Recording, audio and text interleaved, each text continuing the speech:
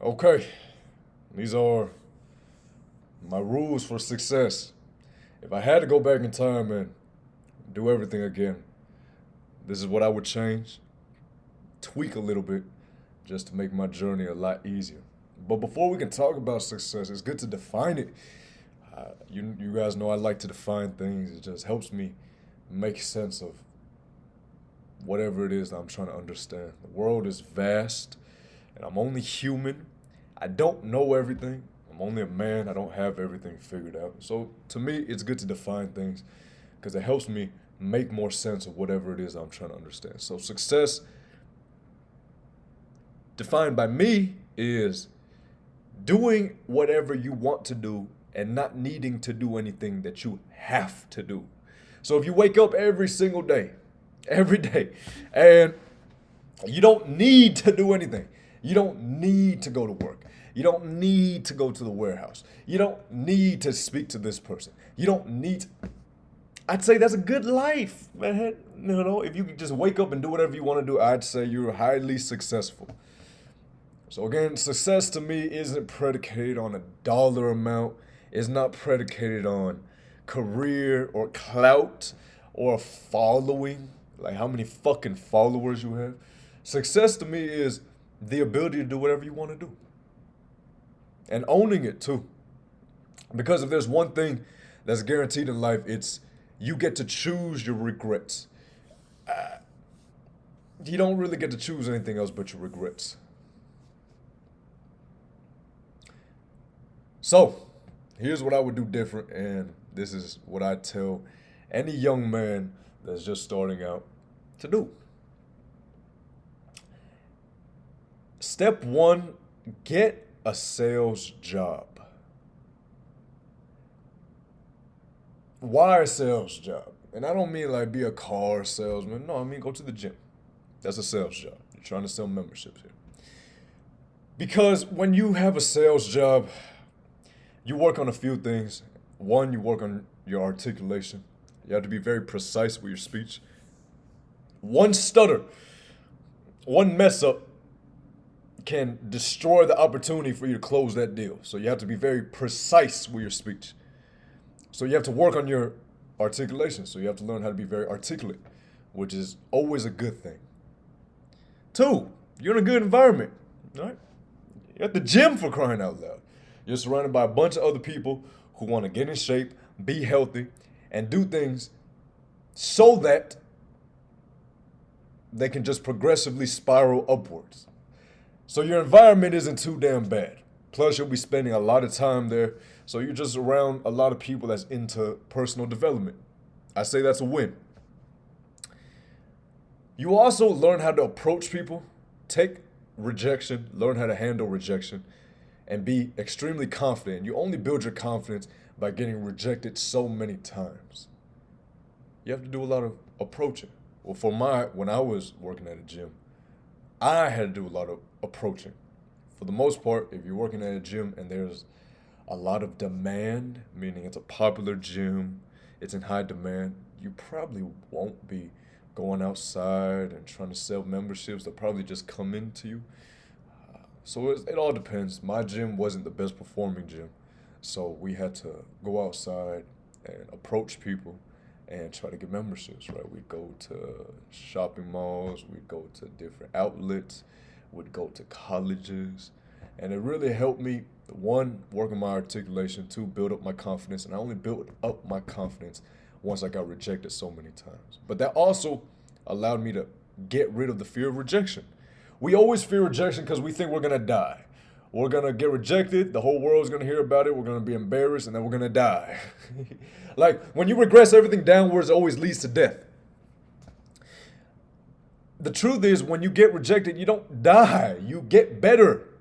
Because you're like, okay, that didn't work. Maybe I could try something else. And so you start using your brain as this problem solving mechanism. And then you just approach hundreds of people. There's a framework, and it goes, hey, we're not going to focus on closing deals today. Today, we need to get rejected by 100 people. So it becomes a numbers game, a volume game. Anyways, Gym, sales job, teaches you a lot, builds your confidence. In all areas of human endeavor, a sales job will definitely be beneficial 100, 100, 100%. Trust me. So if I was 18 and I was just starting fresh, I'd get a damn sales job and I'd go to the gym. And I would hopefully get in shape. If I'm already in shape, then I would continue to stay in shape. If I'm not in shape, I would try my absolute best to get in shape so that I look the part. So that when I'm trying to sell these memberships, they're not looking at me like, why is this dude that's out of shape trying to sell me a membership to the gym? Doesn't look right. Now, when you're in shape and you look good and you're trying to sell membership, they're like, oh, if I get a gym membership, I look like this dude right here, right? So it's very beneficial. Next, I would work until I bleed. And I would not spend a dime, which is one problem that I had in my early stages. Dude, I freaking love spending. And so I have to earn triple of what I spend because I spend a lot. Whatever I like, I want it, I get it. If I wanted to speed up my journey, I would do less spending. I wouldn't do as much spending. And instead, what I would do is I would just let the money accumulate, accumulate, accumulate, accumulate, accumulate, accumulate, accumulate. And so you're saying, well, Thompson, what are you telling me to save? No. Well, yes, in the early stages, yes. Because you don't have enough money, so you don't have enough leverage, so you can't do things on your own. Right? I wouldn't spend a lot of money. I would just let it freaking stack up, man. A roof over my head, a place to lay my head at night, and food and water. And I'll be just fine. None of that extra stuff. Clothes, forget it. Eating out, forget it. Don't do it. Just don't do it. Black, white, gray t-shirts over and over and over and over and over and over. If you work at a gym, well, you get to wear the gym t-shirt, right? But I would definitely try my best to not spend money until I have a decent amount accumulated. Now, once I've had 15 to 20 or maybe 25,000 accumulated, what I would do next is I would either try to start up a business, which is a lot more difficult than you can possibly imagine, or I would get into investing. There's two options. I'm not sure which one I would do if I could turn back the hands of time, but I'm leaning towards investing, learn about the stock market, options trading. It's high leverage because I'm big on doing whatever the hell I want to do with my day. Like, I'm huge on that. Like, I don't care how much money you have. If you have to do something that you don't want to do and I get to do whatever I want to do, I'd say I'm winning. In my book, at least, right? I'm really big on doing whatever I want to do throughout my day and not having to do anything. And the stock market, it gives you that leverage. With a business, you have to be there. You're the CEO and you're the founder, so you wear all the hats. So you're basically working another job. I don't enjoy doing that. I'm not a fan. I don't like it. I like waking up and saying, what do I get to do today? Not what do I have to do? Not because I don't have responsibilities, not because I'm lazy, but because I don't think that's what living is. I think living is truly getting to do what makes you feel fulfilled. And to me, what makes me feel fulfilled is knowing that I have time on my hands to just freaking open a damn book and read, or journal for hours, or sit outside and just gaze at the sky. That's fulfilling to me. So, hey, whatever works for you. I'm just saying, if I were to turn back the hands of time, this is what I'd do. So I definitely let about 25,000 accumulate, and then I'll get into the stock market immediately. I'd learn everything. And you can start with books like this, man. You can read all these trading for dummies. You could read these books. Very easy to comprehend. Just read, man. Like, what else do you have? And that's the tough thing, right? When you're young, you only have time. You don't have any skills. So you just have time. So it's not gonna be easy. Now, if you had like a high leverage skill, I'd say it'd be a lot easier. But for the most part, it's gonna be tough. You're gonna work and you're gonna ask yourself, is it even gonna work out? And then you end up losing money. You go broke. You're gonna say, well, damn, what do I do now? Right? But it's important that you define success before this, right? Because if success to you is just how much money is in your bank account, then we know where to focus. Now we can direct our attention towards what will give us the most dollar amount for the less amount of input. If you're about leverage, if you just want to brute force, okay, hey, by all means, let's find the best path for you to brute force. I like leverage. So that means I want to find a way, if 1 hour of my time equals $100, I want to find a way to make 1 hour of my time worth $500. Right? So now I don't have to work more hours, but instead the hours that I do decide to work, I get the maximum yield. Right. So I'm really big on leverage. But there is a season for leverage and there's a season for just raw brute force. And you have to have some type of discernment. You have to be able to identify, is this a season where I'm going to try to optimize everything? Is this a season where I'm going to focus on speed, speed, speed? Or is this a season where I just have to suck it up? I just have to brute force my way through. I have to go and go and go again and go again and go again.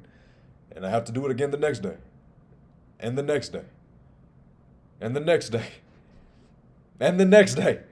And it doesn't stop. So you have to be able to identify it. You'll know, trust me. Believe me, you'll know. Because if it was a season for leverage, you'll know because brute force begins to slowly deteriorate. It works less and less and less and less. So the yield that you're receiving is getting decreased despite still putting in the same amount of effort and energy. So that's how you know, okay, now let's work on leverage. Okay, this isn't working. We need to maximize our freaking lever because all this work and all the energy we're putting in is not giving us an abundant harvest, right? So now, how do you identify a season of just brute force? You can identify a season of brute force once you have that one thing. Once you see a path and you're like, holy crap, this is how I'm gonna get out of here. That's when you go. That's when you go. Right? But me personally, I would work a sales job, build my confidence so that I can be more socially adaptable in different situations or circumstances. So it does a lot for your confidence, one. But two, it teaches you, the main thing is it teaches you to get used to rejection. That's what a sales job does. Your life will transform when you realize that you are not going to die just because you got rejected. There's this thing called 100 days of no, I believe, where it's you're gonna try to ask for a yes in situations where you know it's damn near impossible. It's like going to Starbucks and getting a black coffee, and the moment you're about to pay, you say, hey, crazy question. By any chance, can I get this for free? You know it's gonna be a no, but it just reinstates the idea that things aren't gonna go your way. And it gives you this sense of peace. Strange, right? You would think a sales job. It's just a sales job, Thompson. There's no way you're at peace because of a sales job. Yes. I'm okay with things not going my way. Dude, my house could blow up right now. My arm can get cut off, you know. I don't care. Because I'm not the best judge of what's best for me. In my life, I've gone through things where I'm like, why me, man? Why? This is awful. Why me? Only to find out that it was completely necessary. And so that's evidence that I'm not the best judge. And so I'm 100% okay with things not going according to plan because I know on a long enough time horizon, I'll be able to look back and I'll say, oh, that's why I had to do it, right? We can always, hindsight is always 20/20. We can always look back and we can always identify, why did something happen? We can always make sense of, oh, this happened because of this, and it had to happen because of this. All the time. Hindsight's always 2020.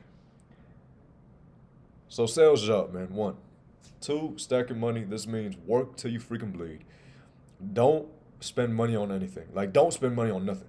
On nothing besides putting food in your stomach, and it better be the cheapest food possible, man. And it's not gonna last forever. You'll just be unhealthy for that period. Noodles and canned beans, man. And if you're really fancy, some canned chicken and some canned tuna. You're not gonna live like that forever. Just keep reminding yourself that. That's what helped me. When I was living like that, I said, I'm not gonna live like this forever. It'll be a year. Live like this for a year. That's 365 days of hustle and tussle for me to change my circumstances so I'd never have to live like this again. So keep reminding yourself that you're not gonna live like that forever. Next, say no to almost everything. I need you to spend your time making money. And if you're not spending your time making money, then do whatever the hell you want to do. But I'm assuming that you're watching this video with this idea that you want some damn money. So I need all of your time spent to making money. And if you're not doing anything to help you make money, you better be freaking learning or growing. And you're growing in about 4 ways. You grow physically, mentally, emotionally, and spiritually. If you are not making money or getting money, then please ensure that you're growing in one of these 4 categories. So physically, for example, if you're growing physically, I would assume you are running or exercising or moving. If you're growing mentally, I'm assuming that you are trying to endure something difficult. Perhaps you are reading, trying to become more intelligent. If you're growing emotionally, I assume that you are trying to work on understanding yourself. Yourself. If you are trying to grow spiritually, I assume that you are spending more time outside and trying to connect with nature. And beyond that, you're trying to gain information to help you transcend your consciousness. And so there's a lot of different ways to grow. Work until you can't freaking work anymore. Like, you need to be completely exhausted. And I'm telling you, like, if you're willing to make the sacrifices, you'll get there. You'll lose weight, right? You'll end up, if you look at any of these great fortune, if you look at these billionaires like Musk and Bezos or Bill Gates, like in the early stages, dude, they look bad. They were out of shape. They're eating gas station food because they're so invested in their work. That's what happens when you become invested in your work. You lose yourself. It happens. That's why there's no balance in this life.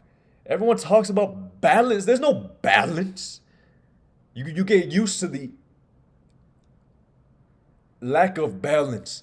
And then it becomes this thing, it becomes this lever where you're like, okay, now if I want to create balance, I just press down on it. But there's no balance. There's no balance, dude. I remember losing like 15, well, that's maybe exaggerating, maybe like 10 pounds. Lost like, well, actually, I might have went down 15. Yeah, about 15 pounds, dude. I got skinny. Shirts that used to fit me extremely tight started to fit perfectly. You know, a lot of my relationships got damaged. It was very difficult mentally. But that's part of the game. So what you have to do is you have to take something this isn't normal. It's so difficult. And you have to flip it in a way where this is completely normal. This is literally an indication that I am going to make it. Because if I was not going through this, I would not make it. But anyone who's done anything great with their life and has done anything great with their life and wanted to do something great with their life has gone through this exact phase. And so it's an indication that you're one step closer to making it. You have to rephrase, or not rephrase, you have to restructure the way you approach things because it takes a very capable mind to do this, right? Now, again, this is all predicated on the idea that your definition of success is similar to mine, which is waking up doing whatever you want to do. You save money, you stack it up, you put it into the market, you learn how to day trade, and you'd be surprised at how much money you can make within seconds or minutes. I've never been able to make $1,000 in less than 1 hour before ever doing anything in my life. And we're talking small numbers here. Like the more money you have, the more money you make. Right? It's not one of those things where it's a get rich quick scheme. It's literally a skill. That's what I would do. So now let's say that we did all that and things just didn't work out. Now you're dead broke again. Go back and do it again. You only fail when you decide to give up. There was an opportunity in my life to continue to make money, but it called me, it required me to do something I did not want to do. But the money was there. Like that was guaranteed. The money was there.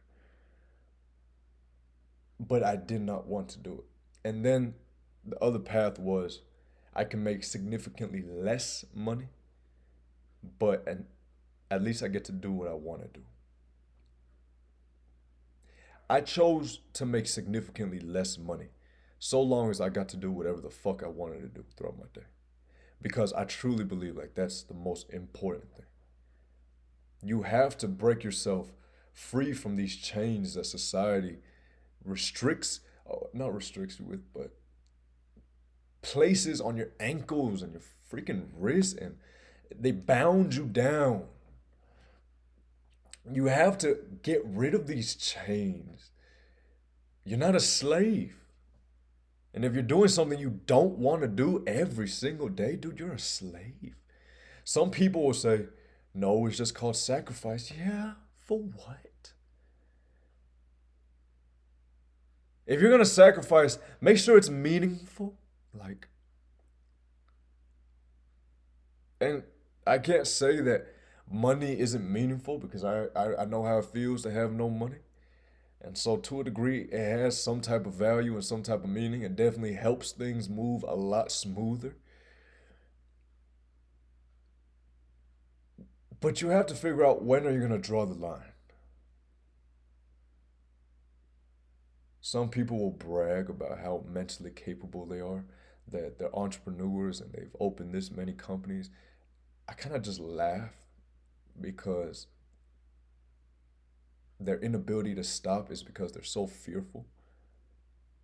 So I just laugh at their inability to stop. And then I also laugh because they're not doing what they want to do. They're building companies, and so they have to do annoying things for a span of a year or 2, 3, 4 years to see that successful company kind of just take off and automate and do everything on its own. Sure, that's fun, but that means for that period of time, it's a lot of suffering. But then everything in life is suffering, right? You can make that argument. Everything in life is suffering. Choose your regrets. That's what I'd say. Choose your regrets. If you are the type of person that just wants to go and wants to go and you are addicted to external validation and you're insecure and so you have to be an entrepreneur and you have to open a business because you need people to respect you because people didn't respect you and you need them to do this for you. You need them to give you your flowers. Then go. Like and make you get to choose your regret, man. Spend the next 5, 6 years hustling away. And you'll make it, but when those 6 years come and you're like, damn, dude, I lost my 20s. You don't get to look back and have regret. You get to look in the mirror and say, I made this decision. I chose my regret. It is what it is. Don't cry about it. And if you're anything like me, to where, dude, I just kind of want to wake up and do whatever the hell I want to do. And it's not predicated on laziness. It's just, all I want to do is wake up, make some money within less than 3 hours, drink some water, go to the gym, train hard, and read books and write my book working on a book, if you guys didn't know. Like, that's all I want to do. I want to train hard, I want to learn, and I want to teach. I don't really care about anything else. I don't really care about starting up 500 ultra successful businesses. I don't care. Plus, I don't think I have I don't think I have it in me to do that. I don't have it in me.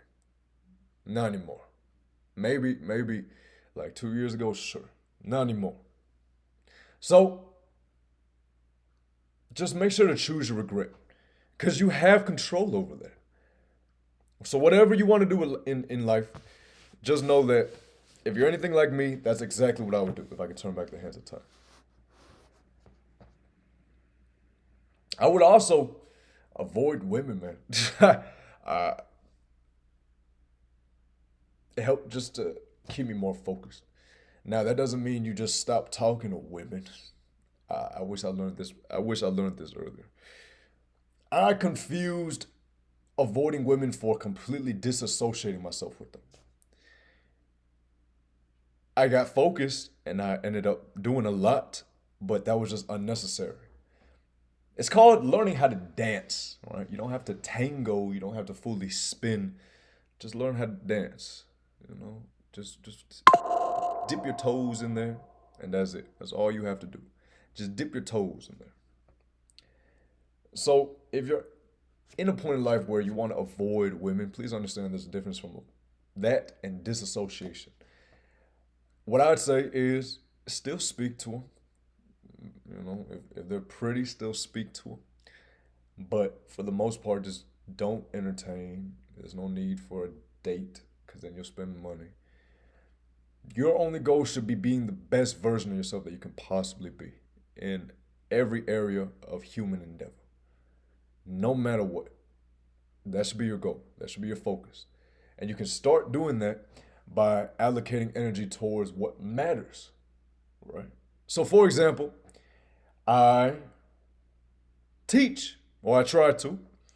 So, if I stop learning, my ability to teach significantly decreases. So, I had to allocate time towards learning, not making more money because it's just not what I need to do.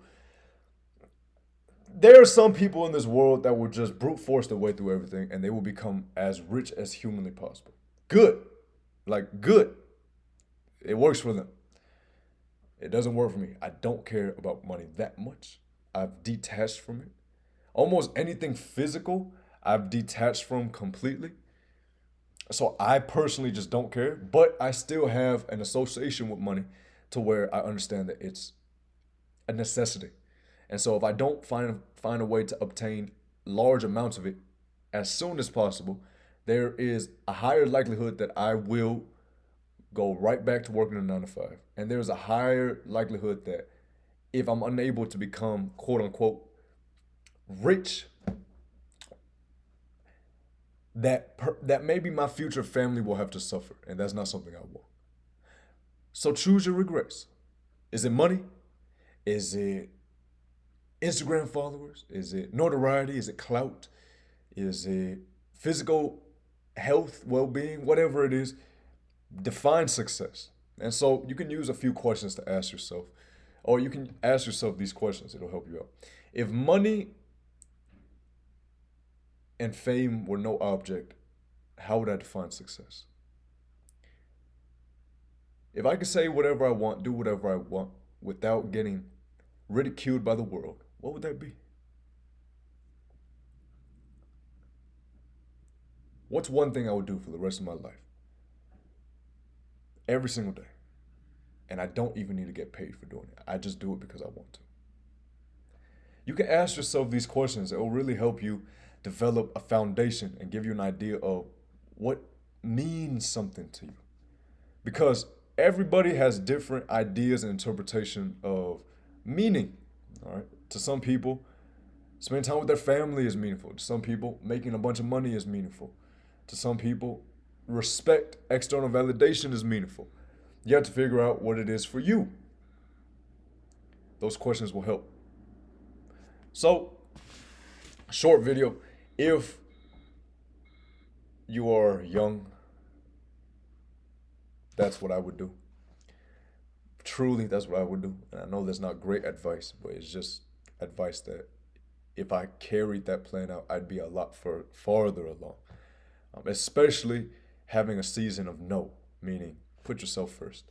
One of one of my biggest regrets is putting a company before myself, and I ended up suffering terribly, terribly. So I'll never put anyone or anything before myself ever again unless I want to, right? But for the most part, I try to put people above me, and I'll still put other things above me, but I'll never make that mistake again because during that period, I needed to put myself first, but I was just so blinded. I couldn't really see clearly, so I was unable to navigate properly. My vision was kind of blurred. Have a season of no. Like, hey, do you want to hang out? No. Hey, why don't you come see me? I don't want to. Hey, what? Like, no to everything. Hey, can you do this for me? No. And they'll think you're bad. And if people ridicule you and judge you for being a terrible person for saying no, then maybe they weren't meant to be in your life to begin with. And maybe they'll never understand you. Because if they think you're a terrible person off one no, as compared to all the times when you were there, maybe now their true sides are showing, and that'll help you maneuver and strategize, right? So have a season of no. Say no to freaking everything, man. Like everything. Don't say yes to anything. Say no to everything. And lock in. Lock in. Get up early. Be the first to go to sleep. Be the first to wake up.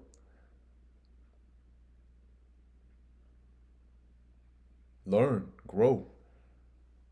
And I guarantee you, you do those things, like you'll make it very far. Yeah? All right. Peace out, man.